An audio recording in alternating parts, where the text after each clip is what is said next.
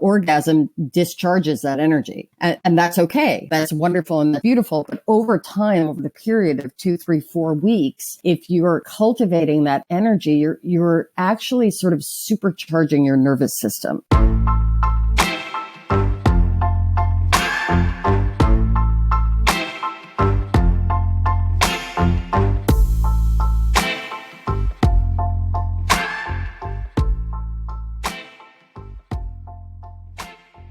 Hey, lovebirds. Today's episode is with Zoe Kors, a sex and intimacy coach. And we talk about sexless marriages and what to do about them. When do you know it's time to finally let go? Or when you can keep working on rekindling that fire, if it was there to begin with. We talk about this idea that there are no failed marriages, even when they end. We touch on opening up your marriage as an option when one partner doesn't want sex anymore. Safety and its role in arousal. And paradoxically, its role in killing arousal as well. And what asking for what you want in your sex life looks like, and what does it sound like? And a lot more. I loved this conversation with Zoe Kors, and I think you will too. My name is Sean Galanos, and this is The Love Drive.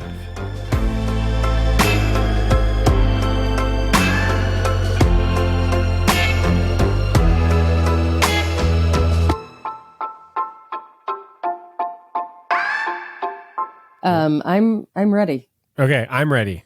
Okay. Would you please introduce yourself? Yes. My name is Zoe Kors. I'm a sex and intimacy coach. I'm based in Los Angeles, although I work with people all over the world to improve their sex lives. Oh, my God. What a beautiful mission. Yeah. People always say, my sort of mission, my work chose me. And I feel that way to a large extent. How did it choose you? Well, I was I would say when I was, coming of age, I was very free and sort of embodied in my sexuality. I gave myself a lot of permission to express myself in that way. And then ironically, I had a 10-year sexless marriage in my 20s that resulted in the birth of my daughter. Not completely sexless. Not completely sexless, but we very intentionally wanted to have a child, and it was not an easy thing. And at one point, my husband said to me, "Look, if you want to get pregnant, you actually have to have sex with me." Wow.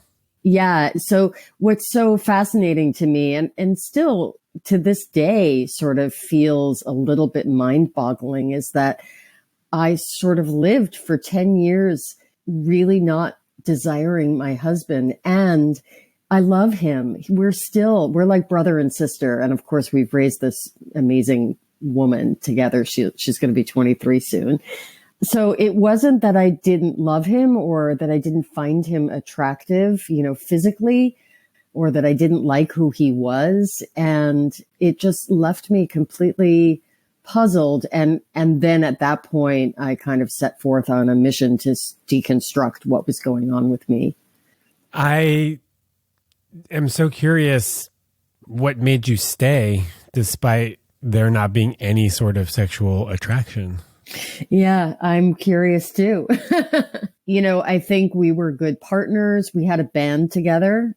We lived in New York. We met in New York where I grew up. He grew up in Philadelphia. But then, we were together in New York, and we moved out to Los Angeles together. I sang backups and played keyboards, back there in New York. And then when we came out here, I actually started to write with him and sing, and I ended up fronting a new project. It wasn't the old band. It was sort of completely new. And we had that mission together, and we were best friends, and I think that I felt like, there's a part of me that must have felt that sex isn't that important, or I just didn't know at that time how to find a way into myself to look at that. I felt like there was no one to talk to. I spoke to my gynecologist, and I asked for blood tests and felt that there must be some sort of hormonal imbalance. And she assured me that I was a healthy woman and ran the blood tests I wanted, but there was nothing wrong with me. I had a therapist at least part of the time, like during that time, and I could talk about the relational dynamic, but he wasn't really qualified to talk about sex. He didn't really, he couldn't sort of help me grok that. And then, in the years after we split up, I sort of set forth on this, exploration of what sexuality is, what women's sexuality is, why a young woman who was physically healthy and fit and, emotionally intelligent and aware and had such a good sense of herself, how it is that she was so shut down sexually and blamed herself and didn't really know where to turn or how to address that issue. And, my work now tells me that I was right. I was not alone. There are many women in that position. Yeah, this story sounds like it could be familiar to a lot of people. I don't have that experience, nor have I heard it from a lot of people. I just can imagine that there are a lot of people in sexless relationships. And I'm curious, and I have to imagine that there are some of those relationships where it's possible for sex to come back, and some of them where it's not. That's exactly right. It's possible for sex to come back in some cases. It depends on the individuals, and it depends. I find that it's much easier. I work with individuals and I work with couples, and in both contexts.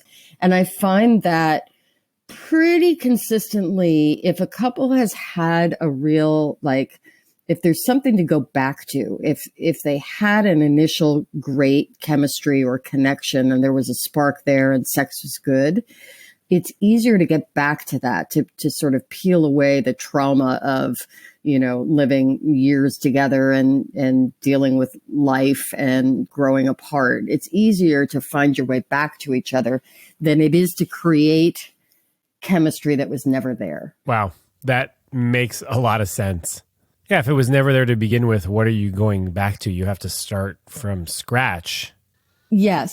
And that's, there are cases where, situations where one or the other partner there's never really been a great sex life, but it's also because one or both partners have suffered some sort of trauma and don't know themselves, don't actually know how to access that part of themselves or give themselves permission to feel, pleasure and arousal and desire. And in those cases, the work is much more individual than relational. And that actually can be achieved easier than if the problem really is sourced in the relational dynamic.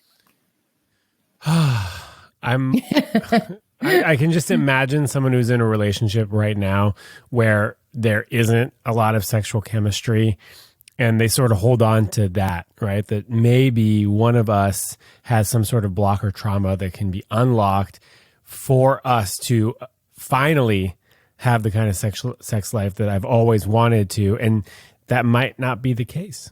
Yeah, it might not be the case. And, I'm not going to lie. I've definitely had a fair number of clients for whom I am sort of called in to hold space for that realization and, the sort of dissolution of the partnership in the aftermath of realizing, I'm never really going to get there. I like just having that conversation anyways with people that I work with when they go, well, it could work. We're doing the work. We're getting there. And I always like to say, well, it could also not work. just for them to be clear that that is also a possibility, because I feel like people kind of put blinders on and they refuse to see that that could happen to their relationship. It's so interesting that you say that, because I too will often, I will often sort of throw out all the scenarios, the full breadth of options, and I'm curious, like, what do you think is achieved by doing that? And why do you think that people are resistant to entertaining that idea? I just want people to be able to let go to the one outcome that is the one that they prefer. And for them to just see that, you know what, there's option A, there's option B, there's also the, C, D, E. There are other options there. So I think it just kind of opens up the possibility of what could possibly happen. Right. And again, I used the word permission a few minutes ago, but like giving permission to entertain, we're sort of conditioned to believe that you get into partnership, and then, if the partnership lasts forever, that's good. And if the partnership dissolves after a certain amount of time, that's not good. When we talk about failed marriages, and, I don't consider my marriage failed at all just because it ended and transformed into a completely different partnership. That's not a failure to me. Gosh, I think a failure might have been to stay in that relationship and never have sex for the rest of your life. Right. And, I say to many women who are not interested in sleeping with their partners, or husbands in particular, when they're married and committed and have kids, and there's a long game in consideration. You don't want to have sex. You don't want to work on having sex, and you don't want your husband to go elsewhere. So what are you, your inability to really look at yourself and work on yourself is now a requirement of your husband to go without sex the rest of his life. It seems like a pretty limiting way of approaching the situation. And it doesn't feel fair, and it doesn't feel, it's now, let's be clear. I'm not blaming women for sexless marriages, but, I think both partners need to be realistic in, we can only meet each other to the extent that we can meet ourselves. Right. So, and I just saw recently a little Instagram video that you had done about the work. Like, all the work sort of boils down to first the intimacy with yourself and getting super honest with yourself. So yeah, I don't know where I went on a tear there. I'm not sure where I started. I was reading Good Sex by Jessica Graham, and who makes the link between mindfulness and sexuality. And one thing that stuck with me recently was that I think she put it like, water meets its own level. Right. And so when you talk about doing the work and the fact that you can only get to where you are, and you can only really expect that from your partner based on where you are as well. Right. I mean, your partner as an individual can sort of be where they are. I mean, I think there are partnerships all the time where one partner has a much deeper, richer relationship with themselves than the other. And, but yes, I think what you're saying is a partner who's more self-reflective cannot expect their partner to meet them there if their partner is not sort of inquisitive and self-reflective and emotionally intelligent, and they're going to sort of bottom out where they are willing to look at themselves. And the flip side, right? Someone who's not self-reflective can't expect the other partner to be more self-reflective than they are, or more emotionally aware or available, or have cultivated that kind of connection with themselves if they themselves don't have it. Sure, but you see that all the time in sort of where one partner will do all the heavy lifting, and all the sort of, emotional labor in the relationship. And I mean, that's a very common scenario, right? Usually the woman doing most of the work. Usually, yes. Right. I'm wondering if we can switch gears, because I have this note here that I wrote about, you mentioned sexual chemistry. And I don't have a working definition of sexual chemistry. And I'm wondering if we might be able to come up with one ourselves. Yeah. I like to play this game. I'm not sure that I have a pat definition either, but what do you think? What do you think sexual chemistry is when you think of some of the people that you've had that spark with? There's a physical attraction, right? There's a desire to want to see them naked. Right? If I'm not you're such a dude. What? Okay, go on. I mean, we're working. I thought we were workshopping this. Yes, we are. I'm sorry. And let me put on my yes and hat. That's right. Yes. That's right. We're doing improv. Yes, and so just right off the bat, there has to be some sort of attraction. There has to be an element of holding back a little bit.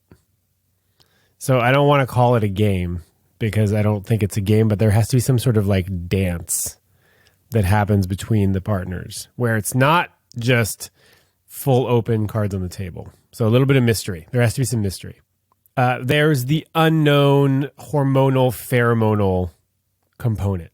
Right. Okay. Like the literal chemistry. Literal chemistry that I do not understand.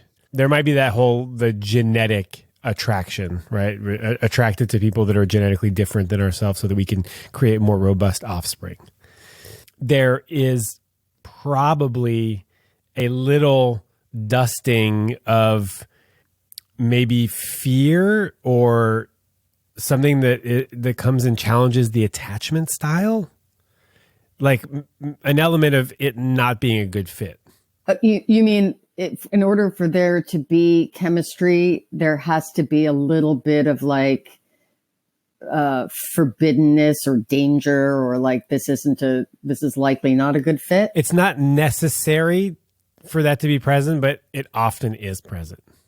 It may be like a degree of unavailability, a degree of how is this going to be extra risk. Let's call it risk. There has to be a little bit of risk. And also risk, to me now, that sounds like a vulnerability, right? When you're vulnerable, you're opening yourself up to being hurt. That can be exciting because a little bit of risk is sort of exciting.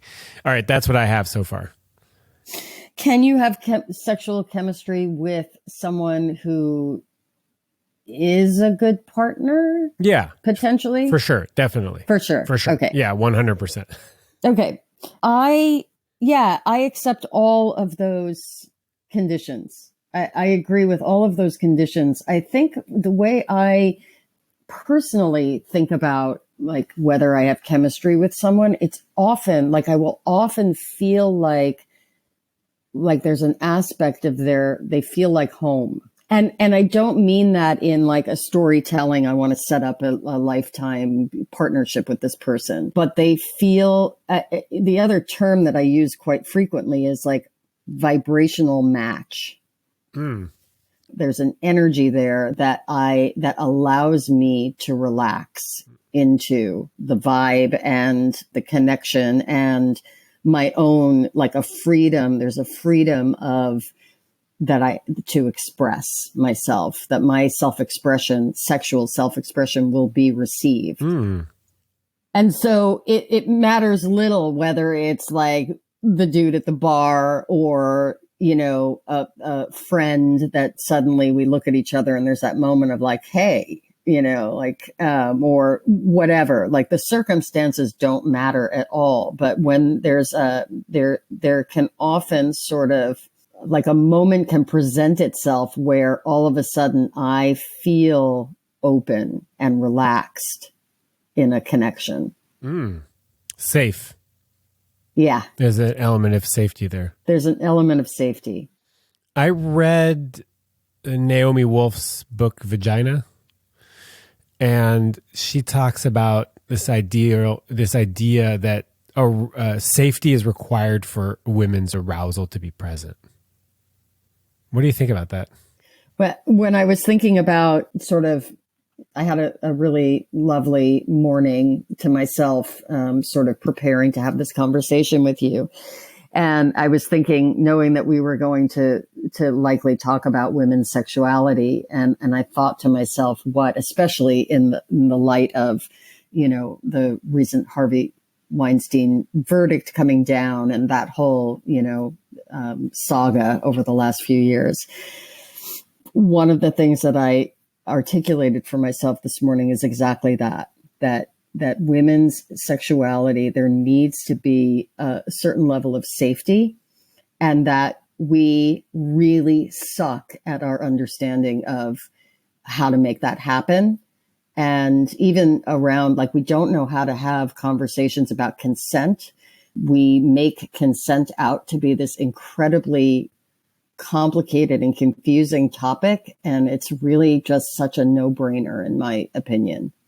Oh, can you shed some light on that? Like, can you make it a no-brainer for me as well? Sure. This is a great conversation because I invite you to push back and let's dig into it a little bit. Okay, so you have absolutely no right to touch anybody's body without their consent, without receiving permission to do so. I agree.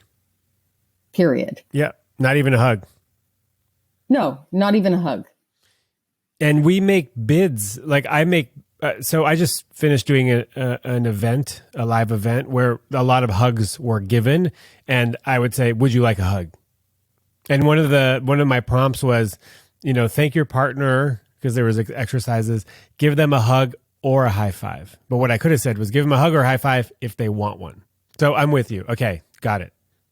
And, the thing is that I'm imagining you at the front of the room in a workshop, and I do a tremendous number of workshops, that you as a facilitator have already created an atmosphere of safety.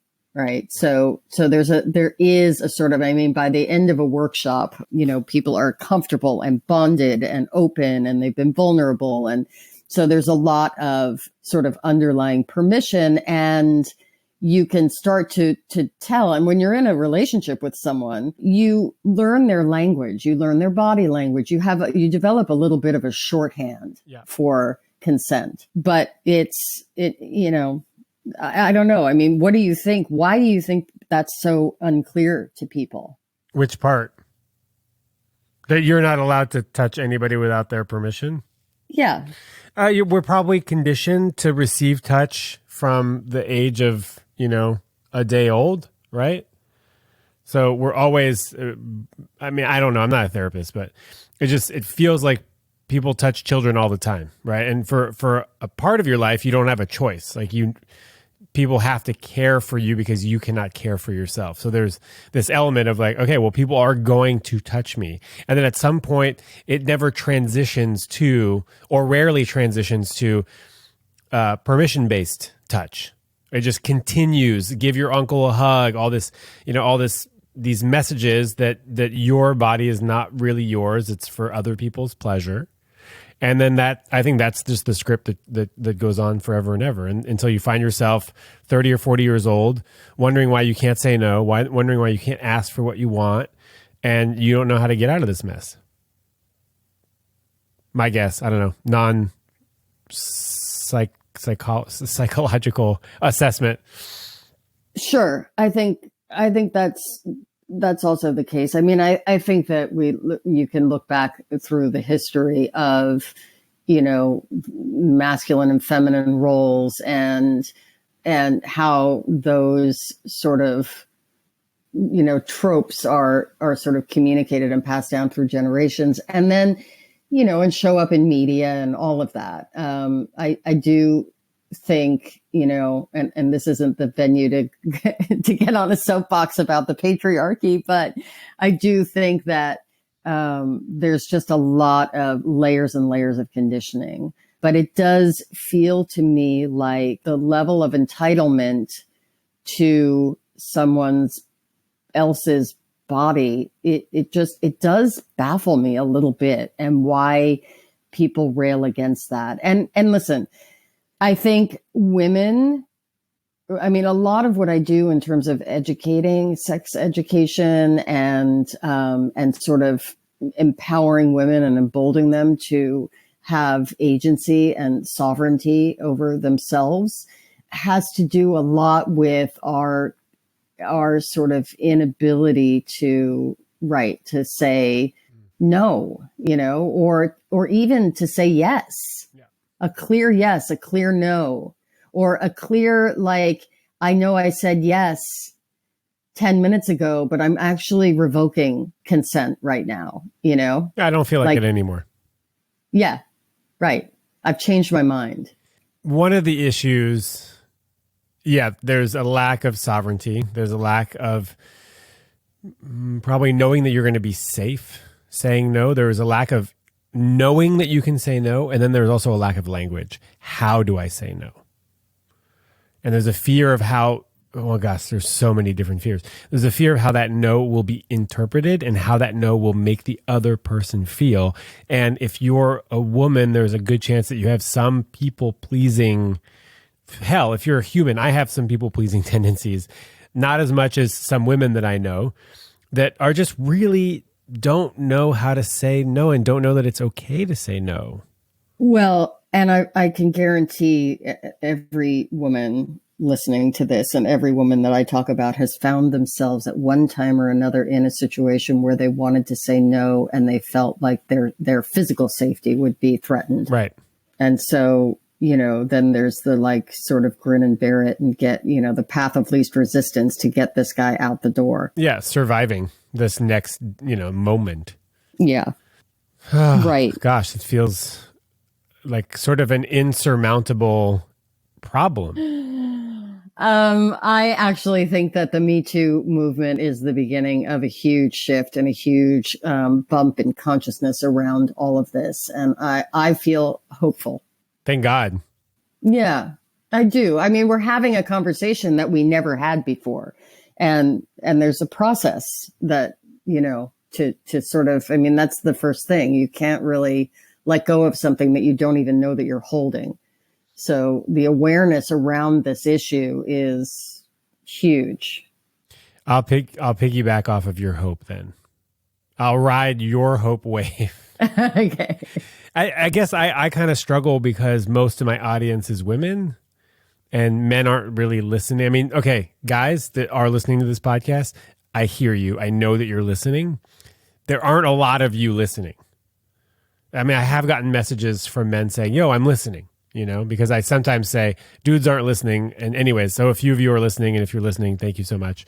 You're part of why there's hope. We need more men to kind of step up and to pay attention and to start doing it differently. I get a lot of questions about how do I ask for consent? How do I ask permission? And I don't want to stop the action and I don't want to keep asking. And I get that. And, when you have a new lover and you're getting to know each other until you sort of develop a level of safety and a sort of default language of consent with each other, it's better to ask. It's just better to ask. And you can play games like, do you like this or do you like this? Or, does this feel good to you? I mean, you can ask that, whisper that in a sexy voice in a woman's ear, Talking about sex will make you better at sex, number one. Yes. Number two, I never ask, can I do this? Because that's me saying like, I'm going to do this to you and you're sort of just like a recipient to this action.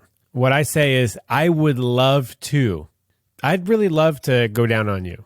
I'm not even asking whether I can. I'm just saying, this is what I'd like. The other person hears it as a request, but the language is very different. And this is where it gets kind of complicated because, if you really look at the language, I'd love to go down on you isn't a request. It's not a clear request, but for the most part, the recipient will take it as a request. It's a little bit bolder. It's a little bit more playful, and it feels a little bit less like asking for permission. And then the person could be like, yeah, I'd love for you to go down on me. Boom, consent. Well, the other thing that I hear in the way you phrase that's really beautiful is that it's not about what you can do to her. Right. And that's like, there's so much It's so common for men in this culture to sort of boost their own self-esteem by how good they can make their partner feel. And that's there's a subtle difference there between like, I love to be of service to someone. I love to be the source of pleasure for someone, for my lover, or like, look how good I make you feel. I want to make you come because of what that makes me feel. Right. I'm a good lover. I'm a stud. She came all over the place. Yeah. When really that act, okay, you can derive pleasure yourself from giving somebody an orgasm, and it's not ego based. It's like, oh, I love seeing my partner experience this pleasure. The other person can also experience the pleasure by being the direct recipient of that pleasure or that action that causes an orgasm. That's fine. But if it's like, oh, I'm making her come to make myself feel good or better about my performance or my status as a man, that's problematic. And it's no longer focused on, it's just selfish. Yeah. Esther Perel says that her data says that a woman is she says it the other way. A man is most turned on when his partner is aroused. A woman is most turned on when she is the object of desire. Right? And if you think about that, when a woman is the object of desire, it's about her. It's about that feeling of being sort of worshipped. It's not, it has very little to do with what the guy is doing. Wow, that makes sense. There's like a sort of a mindset or a feeling sense of sort of being desired, It's desiring the woman and less the performance. And it's also placing the importance on her pleasure, not her pleasure because of what it brings to me and my ego. I'm playing with this concept of presence over performance. Oh, yes. I love that. Women want your presence, not your performance. It doesn't really matter how long you can last or how hard your dick is, as long as you're present to the ever-changing and fluctuating energies that are present in lovemaking. Beautifully said. Yeah. If my mic wasn't on a stand, I would drop it. Yes. Also very expensive. Very expensive. Yeah. And also, this is another thing that I'm thinking about that's connected to presence. When you're trying to make your partner come, you're no longer in the present moment. You're in a future state. That's correct. So you've lost the present moment. And it's like, I would much rather create an environment where orgasm is welcome rather than trying to make my partner come. Yeah. That is exactly it. I mean, I think that the thing with women's sexuality that people, men and women, miss is that the real juice, the real beauty is in the journey, not the destination of orgasm. And orgasms are great. And I think orgasms are important for our health, our physical health, our spiritual health, our emotional health. It's wonderful to be able to orgasm. And there's so much more to sex and lovemaking than just an orgasm. So, and by taking orgasm off the table and making it, removing the focus from orgasm, you're actually increasing the chances that a woman is going to orgasm in a powerful way. Just because we take it off the table doesn't mean you can't have one. Right. But it's not like that's not the goal of sex. The goal is pleasure. The goal is, I mean, if you've ever seen a woman in an extended state of arousal for 20, 30, 40 minutes, an hour of just like in that, sort of formless state of, it's like a meditation. I mean, it's powerful stuff. And so much happens and is worth happening in that sort of state. Two things. First of all, I get a lot of questions from women that are just that they're orgasm focused. They're concerned about how long it's going to take for them to come. They're concerned about the fact that they might not come. They're as concerned about orgasm as men are. So I hear from those women often. Okay. So what do I have to say to them? Yeah. First of all, what do you have to say to them? And then I have got a backup question. Okay. Well, the first thing that I want to clarify is that it's my feeling that their concerns, the way you're asking the question, the context is that they're concerned that they need to orgasm to save their partner's feelings, right? I think that just sort of part of the work is cultural. Part of the work is people like you and me talking all the time about the fact that, a woman's orgasm is not the only reason to have sex. It's not the mark of a successful lovemaking session. And then I think that women have to speak more, learn their bodies, understand what they need, and be able to really have the courage to talk more about that and say things like, I may or may not have an orgasm tonight, and that doesn't mean I'm not enjoying it. I know plenty of women who fake orgasms because they don't want to hurt their partner's feelings, or they want it to be like enough already, Right. Instead of just saying, hey, I'm not into this anymore, or like, it's complete for me. I feel totally satisfied, even though I didn't have an orgasm. That's right. So that's what I have to say is to really master your instrument.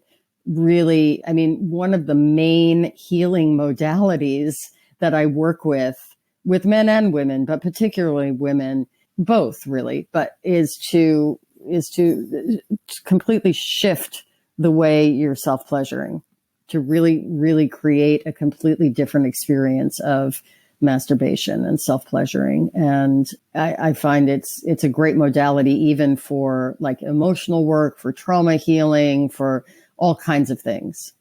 What do you suggest if we were to like just get a little primer on how to change the way we masturbate? I'm assuming there's no pornography and we're slowing down. Exactly. There's no pornography, and pornography can be, as you might imagine, I'm not a fan of pornography, but there is a lot of, and more sort of conscious pornography available now. And I'm all for that. And I think fantasy has a place in the world of sexuality for sure, but not as a dependency. So exactly that, like what I usually do is have a period of time where, usually 2 weeks to a month of building and building and building more and more sensation in the body. So a good jar of coconut oil and sort of the addition of a sort of a ritual or a sacred space to explore your body and really honor this miracle that we walk around in for our lives. And there's a lot of body shame that women deal with, and both around their vulva, vagina, and, other parts of the body. But to really be with ourselves and really, honor the sort of miracle and beauty of our bodies and explore sensation all alone with nobody else interfering. And I usually sort of request that this process be done without any sexual contact with anyone else for the period of time. No interference, so that all the sensation that you're feeling is really yours. I love that. Yeah. That makes a lot of sense to me. Cultivating awareness around what makes you feel good.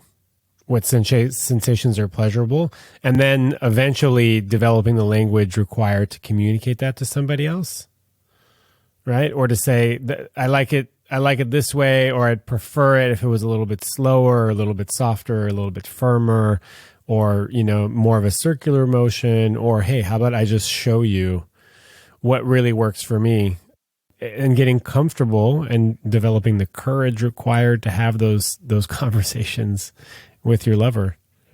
That's right. And I think there are plenty of men out there who would receive that conversation really beautifully, who would welcome that conversation. Yeah, it has to be the framing that I enjoy sharing with people is that it's something along the lines of, I really love our sex life and I love having sex with you. And here are some ways in which we can maybe even make our sex life more connected or more fulfilling. So you make a deposit in the bank. You make a deposit in the bank before you make a small withdrawal. Or no, before you make more deposits. Yeah. But yeah, it has to start with, this is what I love about our sex life, and here's a way for us to make it even more connected, rather than I need you to slow down. If I hear I need you to slow down, well, first of all, I've already failed you. I don't know if I can meet that need. My ego's harmed, and now I'm feeling defensive. Right. And all this time that I thought you were enjoying it, you actually weren't. That's right. Anyways, no one's ever said I need you to slow down to me. But that's not because I didn't need to slow down, but it's just because they didn't have the courage or the language required to have that conversation. Right. The other thing that self-pleasuring does is that there's no orgasm involved for that amount of time. What? I'm sort of prescribing until the end. So yeah, there's a lot of, you know what edging is? I do. You want to talk about edging? So there's one of the things, and this is, I could talk about this from many different perspectives. From the tantric perspective, what we're doing when we're self-pleasuring, when we're raising Shakti or Kundalini, like life force energy, right? So we are basically increasing our body's bandwidth to hold a charge. So the more orgasm discharges that energy. And that's okay. That's wonderful and that's beautiful. But over time, over the period of 2, 3, 4 weeks, if you're cultivating that energy, you're actually sort of supercharging your nervous system. And there are physiological benefits to that. There's definitely psychological benefits to that, emotional benefits to that. There's a real healing that happens when that energy is allowed to just circulate in the body. Oh, wow. You're building your capacity for energy and pleasurable sexual energy to just live in the body. Right. Exactly. Arousal. I had people have already heard this before, but I had a junior college creative writing teacher when I was like 17 or something say, the longer you keep your clothes on, the higher you raise the ceiling. And then he never explained what he meant. But what I heard was, you can draw the energy out. You can draw the experience out. You can lengthen and deepen if you're willing to hold off a little bit. And when you talk about edging is basically like getting to the point, right up against the point of no return, right before you what is it? You kind of tip into an orgasmic state and then you back off, and you do that over and over and over and over again, and you build the excitement that way. Right. And, that's how you end up. I mean, that's pretty much the technique for like full body orgasms or, an extended state of sort of orgasmic sensation. I mean, it can get pretty crazy. And, it reminds me of where we started this conversation where, part of that sexual chemistry, one of the sort of conditions that can indicate sexual chemistry is there's a feeling of restraint. There's like, you're lit up and yet you're you're sort of dancing with that and holding that charge. That just reminds me that, my current partner and I waited a year before we had sex. Ah, was that challenging to do? Yeah. I mean, there was travels in between. So she wasn't always around or I wasn't always around, but she was also not available for that first year. And so for that first year, all we did was make out. And we had dates every month or, every couple of weeks. And that's all we did for a whole year. And in that time period, we ended up building a lot of trust and intimacy. So it was like fully there when it was like time for us to have sex. Delicious. Yeah, we waited a year we kept our clothes on for a year. That ceiling must have been all the way to the sky. Well, and the ceiling, for me right now as a 37-year-old, like this is by far the best sex I've ever had in my entire life. And I've had quite a few partners. It's just exponential. And, I'm not saying that wait a year and you will have the best sex of your life. Most people will not wait a year.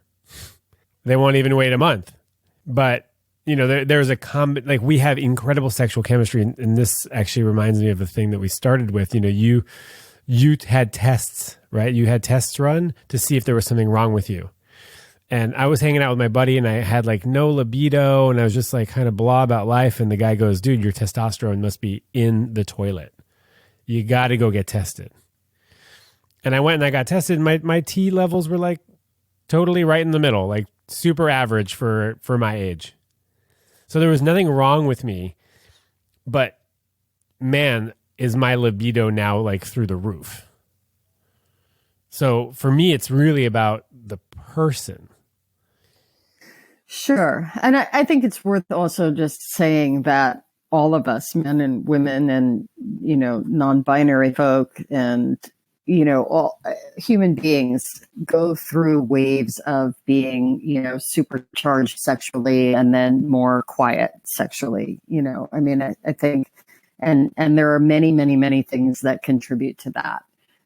Some of it is hormonal and various, places that we find ourselves in the arc of human development that affect our sex drive. Some of it is contextual and, periods of great stress or focus on something other than sex. Things sort of ebb and flow naturally. And I'm also not saying that it's only the person, because I've had periods of super high libido when I was single and just having casual sex. And the casual sex was exciting enough to continue to like drive me to have more of it. And there's also this idea that like the more sex you have, the more you have.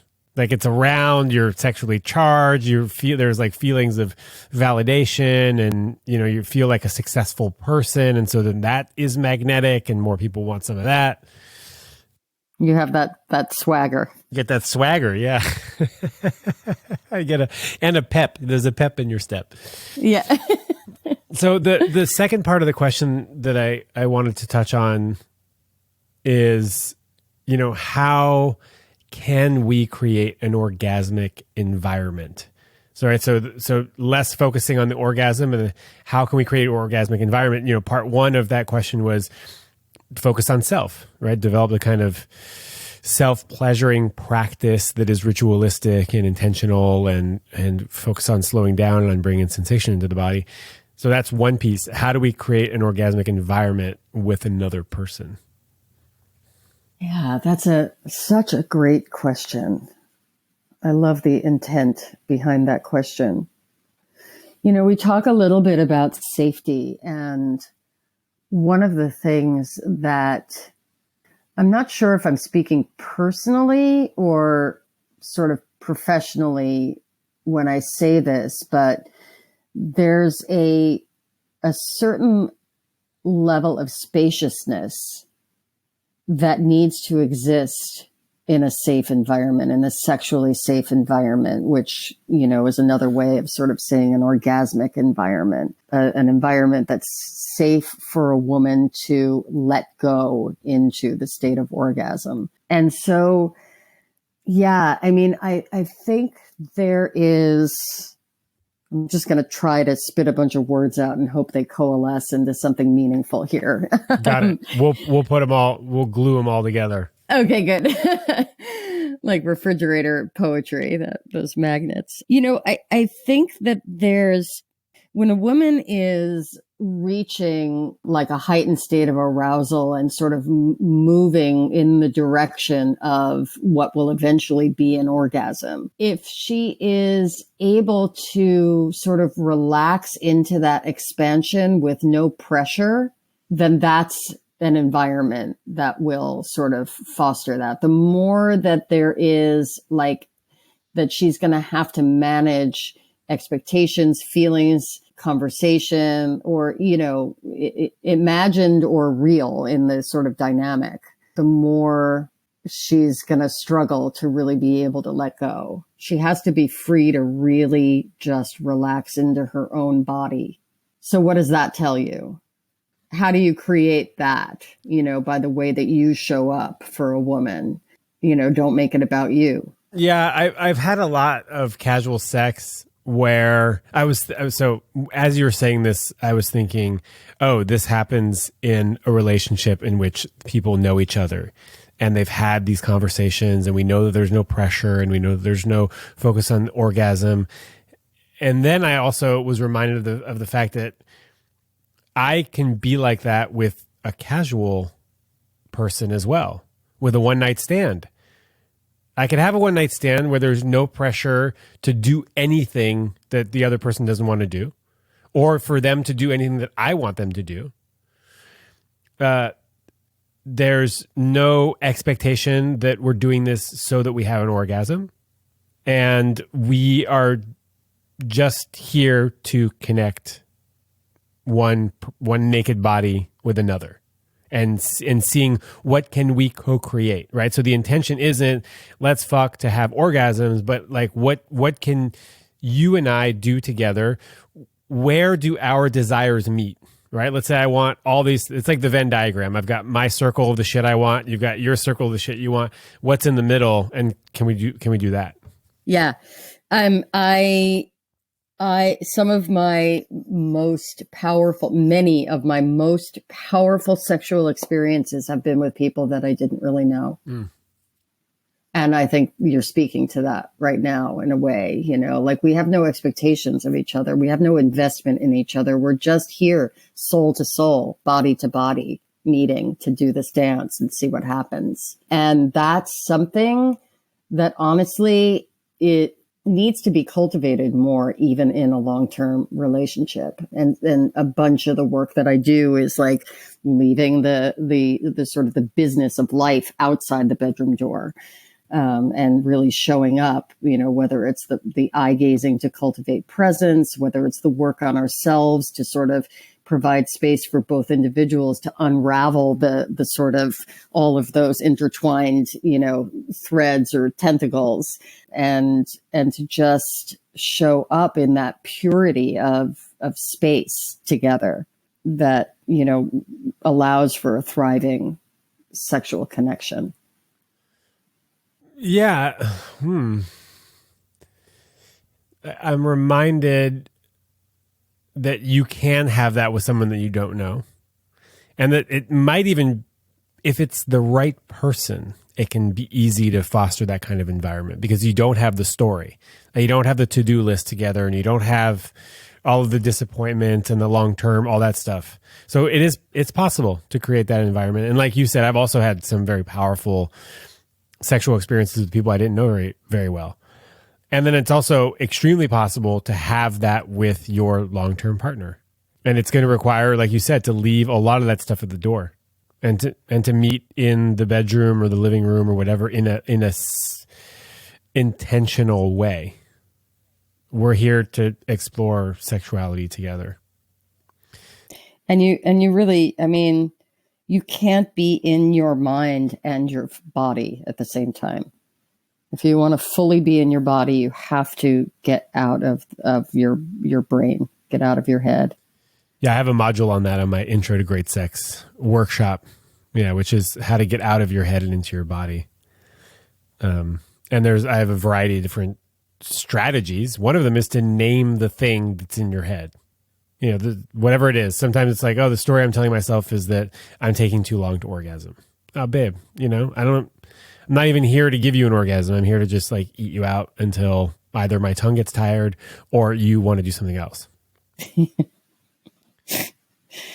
Yeah. I love your ease with which you discuss this stuff. It's very refreshing. I'm used to it. Yeah. I don't know where it came from, but I don't know. I've got a degree in communication, so yeah. I suspect I knew how to do it before I got the degree. Yeah. If I feel like if you can't talk about sex, you shouldn't be having sex, but that would also mean that a lot of people aren't going to be having sex. Right. I mean, I think that one of the things I love about your work and it is your ability to have the conversation and help people have the conversation for themselves. You teach people how to talk about sex. Right. And that is one of the most valuable things that you do. I think it is sort of an obstacle. People are saying, I would do this if I knew how. And sometimes you do have to give, you got to write the script. You got to give the fisherman the pole because everybody has this ability. They really do. It's about finding the courage and then actually doing it. And it helps when you have a script for sure. That's right. Even if, you try on that script and then you adapt it to your own sort of language. Oh, and I want to be clear. I have all the scripts and it's still awkward for me sometimes. Yeah. I don't want anyone to think that I know how to communicate about everything all the time. It's hard for me. And sometimes I don't even know what's wrong, right? I don't know what the need is. I don't know what the desire is. I'm like everybody else. And sometimes it comes out sideways. And that's okay because we're humans and humans are awkward. We're messy. We're dealing with other humans that are also messy and we're all just sort of doing the best we can. And the best is, not that great sometimes. Yeah.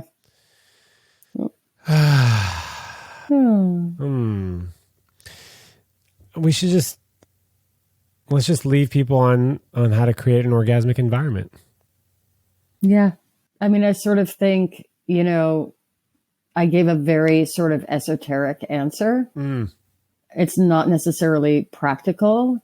Do we want to just circle back and say, dim the lights, light the candles, do the, like all that, like practical, make a space that feels, or is that all just bullshit anyway? It's not.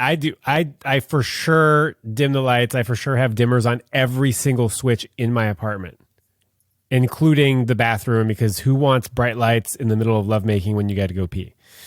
So yeah, dim the lights, light the candles. Nobody looks better than in candlelight. I know compact fluorescents, just you can have them, just don't use them when you're making love. Enough light so that you can see your partner.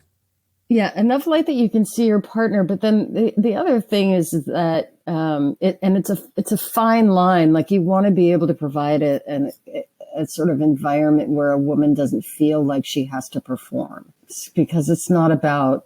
I mean, if she's performing, then she's not having an orgasm, So yeah, I mean, I think a kind of beautifully dimly lit, flattering sort of environment that is comfortable, that shows that you care to make her comfortable. Again, the more focus is on her comfort, her pleasure, and her safety, I think are the sort of the best ingredients. And for me, transparency equals safety.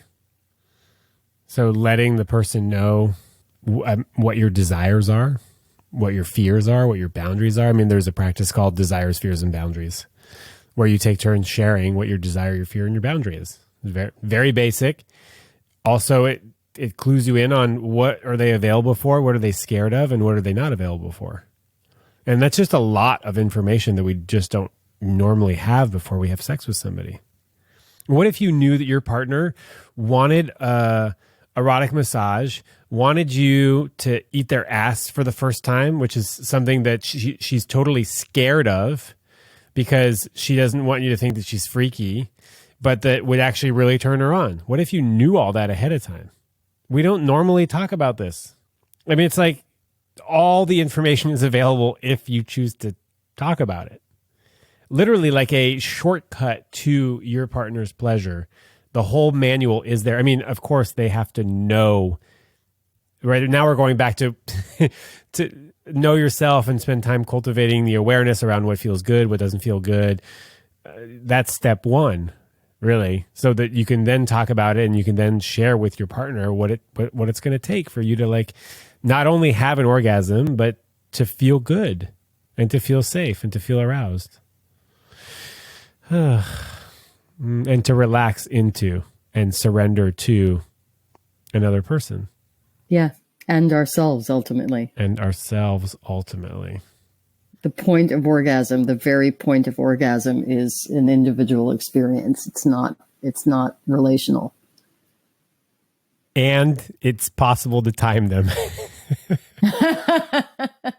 Kind of an advanced move, but it's totally doable. It is totally doable. It's not my favorite thing, to be honest with you, because I like to be fully present when my partner is having an orgasm. That's what I say. Such an incredibly beautiful thing. Yes, I always say that. You know, she's like, "Let's come at the same time." I was like, "What? You come, then I'll come, or vice versa." Because I want to just like really fully witness. Yeah, I want to watch. Yeah, I want to witness you for sure. Totally. Okay, we're on the same page. Perfect. Yeah. Last thing, well, actually, a few more short last things, but Diana Richardson wrote a book called Slow Sex. And in there, she talks about this idea that you are responsible for your own pleasure. That's it. So if you're responsible for your pleasure and your partner's responsible for theirs, then we're all good. We're both responsible for our own pleasure. We're both sovereign beings. We're doing it together. We're still connecting. We're still healing. We're still going deep. We're still experiencing ecstatic joy, but we're both responsible for our own experience. Yeah, it really drives home the point that, you know, I often say that when we make love, it's the universe making love to itself through us. So our connection with the universe is, you know, it's also not relational. It's an individual thing. And yet we then come together in this sort of synergy of our own individual connections. That's the dance. And it can absolutely be a doorway to spirituality, for sure. That's another conversation. My God. Let's do that next. Let's do that one next time. Okay. So two more questions. First, where can we find you? ZoeKors.com. Can you just spell that? Yeah. ZoeKors as in Sam.com. Instagram, same thing. Instagram, it's all social is Zoe Kors, at Zoe Kors. Yeah. And what does love mean to you?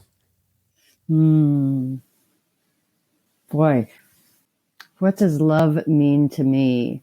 Love is a way of being in the world, a way of showing up and engaging with life, with the people in your life and with life itself, rooted in compassion and joy. That's awesome. That's a nice one. Thank you so much for your time. Yeah, thank you, Sean. It's been a pleasure.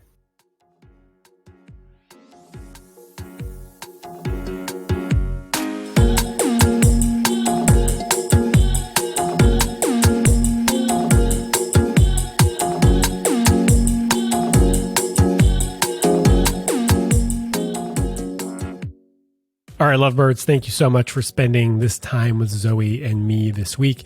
If you want to get a hold of me, do so. Sean at thelovedrive.com. Questions, comments, whatever.